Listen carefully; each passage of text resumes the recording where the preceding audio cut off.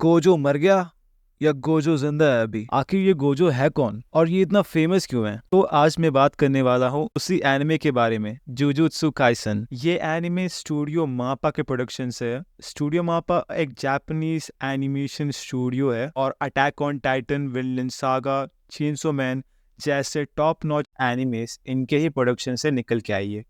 The manga is written by Gege Akutami and season 1 of Jujutsu Kaisen is directed by Sungu Park। तो यार मेरा नाम है हरीश और मैं भी उन लोगों में से हूँ जो कि अपने फ्री टाइम में एनिमेस एंड वेब सीरीज देख के अपना गुजारा करते हैं।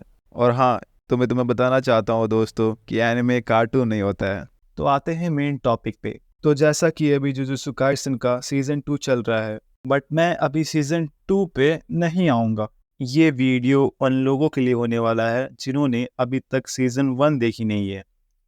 तो ये उनके लिए एक रिव्यू सीरीज होने वाला है। रिव्यू स्टार्ट करने से पहले मैं आपको एक क्लिप दिखाना चाहूँगा। Good morning.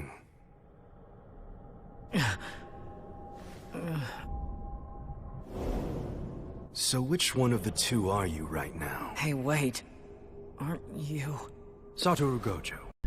What the hell is this? I wouldn't be worrying about others right now. You see, it's been decided that you're to be secretly executed. तो स्टार्ट करते हैं एपिसोड 1 से। यूजी इतादोरी एक टीनेज हाई स्कूल लड़का जो कि unnaturally fit high school student है and ये जापान के सेंदाई शहर से है। अब यूजी के स्कूल में हर एक स्टूडेंट को कोई भी एक क्लब में ज्वाइन करना कंपलसरी होता है। तो ये अपने दो दोस्तों के साथ, जिनका नाम सासाकी और इगुची है, अपने स्कूल पे एक occult phenomenon research club join करता है। तो उन्हीं के रग्बी प्लेग्राउंड में जो स्टूडेंट प्रैक्टिस कर रहे होते हैं वो सडनली सिक हो जाते हैं एंड सासाकी का मानना ये होता है कि ये कोई अननेचुरल फिनोमेनन एक्टिविटीज के कारण हो रहा है। और सासाकी जब इस पे रिसर्च करती है तो उसे एक 30 साल पुराना न्यूज़पेपर आर्टिकल मिलता है जिसमें एक आदमी के गुम हो जाने की खबर थी एंड वो एक ओल्ड कंस्ट्रक्शन कंपनी का एम्प्लॉय था।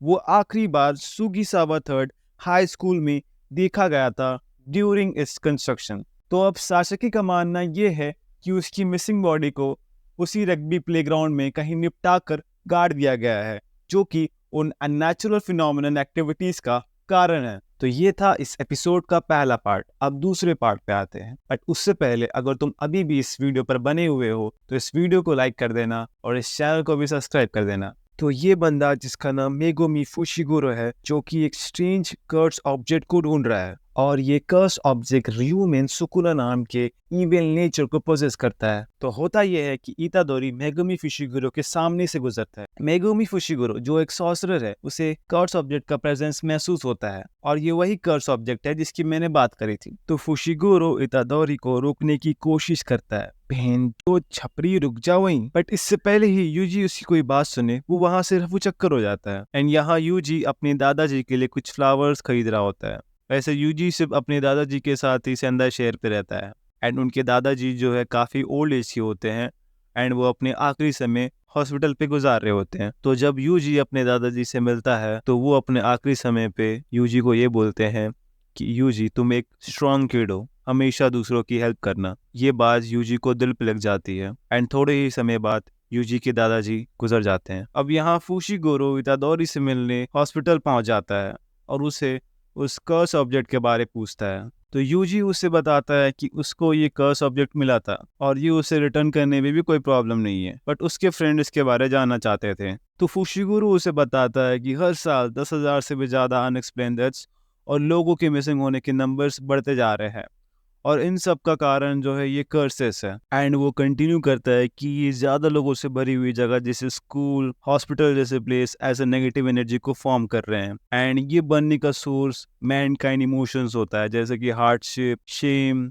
रिग्रेट, ह्यूमिलिएशन है। तो इसीलिए स्कूल जैसे प्लेसेस इन कर्स ऑब्जेक्ट को कहीं सीक्रेटली रखते हैं जिससे वो ताबीज़ की तरह नेगेटिव कर्सेस एनर्जी से लोगों को प्रोटेक्ट कर सके। तो वहाँ यूजी भाई साहब बोलते हैं कि जब इससे लोगों को प्रोटेक्शन मिल रहा है तो हमें इसके लिए ग्रेटफुल होना चाहिए। तो अब फुशिगुरो यहाँ कंटिन्यू करता है कि कर्स ऑब्जेक्ट एक ग्रेटर इविल है जो डेडली पॉइजन की तरह दूसरे कर्सर्स को दूर रखता है। ओवर द टाइम इसकी सील वीक होना स्टार्ट हो जाती है एंड ये दूसरे कर्स एनर्जीज को अट्रैक्ट करना शुरू कर देता है अपनी स्ट्रेंथ को इंक्रीज करने के लिए। एंड ये कर्स ऑब्जेक्ट काफी डेंजरस है एंड इसे as a special grade classified किया गया है। इतादोरी को फुशिगुरो जब वो कर्स ऑब्जेक्ट हैंड ओवर करने को बोलता है तब इतादोरी उसे खाली बॉक्स पकड़ा देता है। फुशिगुरो ये देखकर काफी शॉक हो जाता है। वो कर्स ऑब्जेक्ट के बारे में इतादोरी से गुस्सा होकर पूछता है। तब इतादोरी उसे बताता है कि उसके फ्रेंड आज स्कूल पे उस कर्स ऑब्जेक्ट को खोलकर देखने वाले हैं। फुशिगुरो अब घबरा जाता है और इतादोरी से कहता है कि तुम्हारे फ्रेंड्स अब मरने वाले हैं। फिर सीन शिफ्ट होता है और ये दोनों स्कूल पहुंचते हैं जहां मौत का कार्यक्रम पहले से ही चालू हो चुका होता है और उन कर्स का ऑरा पूरे स्कूल को घेरा होता है। फुशिगुरो इतादोरी को स्कूल के बाहर ही रुकने को बोलता है और फिर सीन शिफ्ट होता है।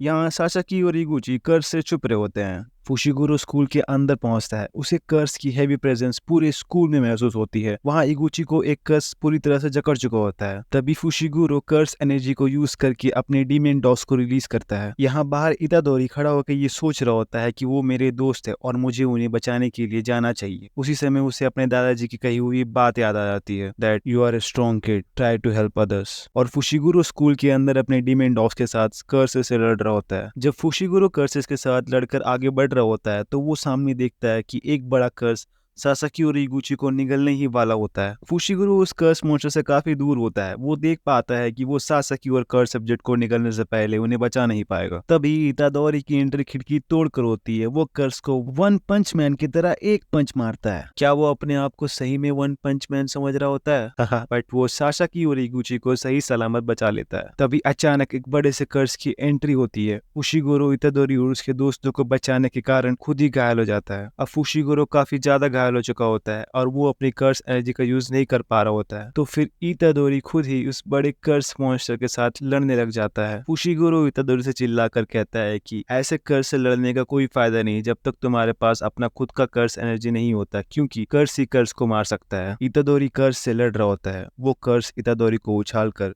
उसे निगलने ही वाला होता है उस कर्स ऑब्जेक्ट के साथ ही। फिर इतादोरी अपने एक्स्ट्रा ऑर्डिनरी स्किल से उस कर्स ऑब्जेक्ट को अपने मुंह के जरिए दांतों से चबाकर बचाए रखता है। बट यहाँ बात ज्यादा बिगड़ चुकी होती है और इतादोरी उस कर्स को अपने पैरों के जरिए ज्यादा देर तक होल्ड नहीं कर पा रहा होता है। और फिर क्या, इतादोरी उस कर्स ऑब्जेक्ट को निगल लेता है। ये देखकर फुशिगुरो अब बहुत ज्यादा पैनिक हो जाता है, क्योंकि कोई नॉर्मल बंदा उस कर्स ऑब्जेक्ट को निगल लेता है तो लाखों में एक पॉसिबिलिटी होती है कि वो बंदा बच पाएगा। एंड थोड़े ही देर में इतादोरी उस कर्स से अपने आप को छुड़ा लेता है एंड वो एक ही बार में उस कर्स ऑब्जेक्ट को मारकर उसके छींतड़े उड़ा देता है।